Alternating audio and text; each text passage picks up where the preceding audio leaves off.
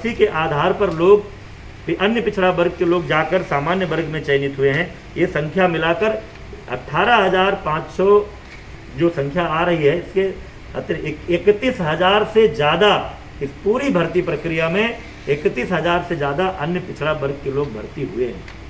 इसलिए इस तरह का आरोप लगाना कि जितना होना चाहिए था उससे कम है, ये बिल्कुल निराधार है।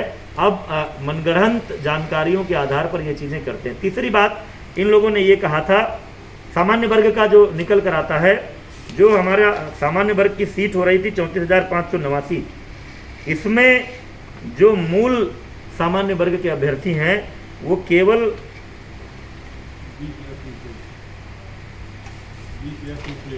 301 मूलतः जिनको जनरल कैटेगरी का कहा जाता है 20,301 का चयन हुआ है।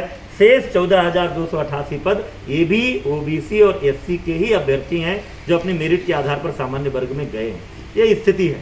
एक और बात वो कई दिनों से कह रहे हैं कि राष्ट्रीय पिछड़ा वर्ग आयोग ने रिपोर्ट भेजी है, उस रिपोर्ट पर विभाग संज्ञान नहीं ले रहा है। राष्ट्रीय पिछड़ा वर्ग आयोग संवैधानिक संस्था है, उनकी किसी रिपोर्ट को हम संज्ञान में क्यों नहीं लेंगे। लेकिन ऑफिशियली अभी हमारे विभाग को वो रिपोर्ट प्राप्त नहीं हुई है। आज ही हमने अपने अपर मुख्य सचिव को ये निर्देश दिया है कि वो विभाग आयोग से संपर्क करें।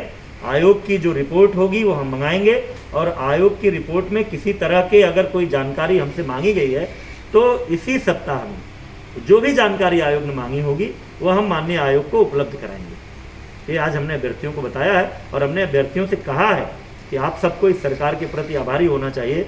यह सरकार मिशन रोजगार के तहत माननीय मुख्यमंत्री जी लगातार युवाओं को रोजगार उपलब्ध करा रहे हैं और जितनी भी भर्ती हो रही है, केवल बेसिक शिक्षा विभाग की बात नहीं कर रहा हूँ, इस सरकार में जो भी भर्ती हो रही है वो पूरी पारदर्शिता और आरक्षण सहित सभी उपबंधों का पालन करते हुए हो रही है। मंत्री जी, इसके अलावा